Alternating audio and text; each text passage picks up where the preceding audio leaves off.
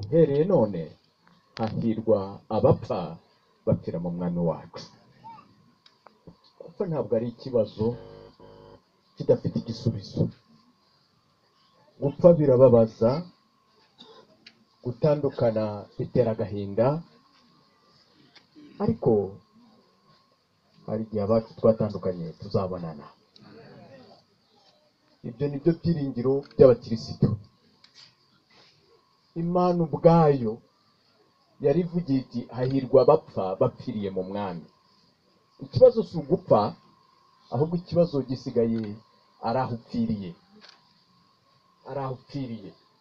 Abapfiriye mu mwami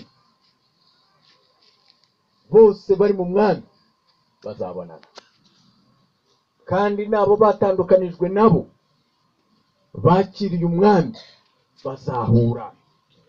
Ntabwo ari Imana gusa yavuze, ahubwo n'umwuka yarahamije.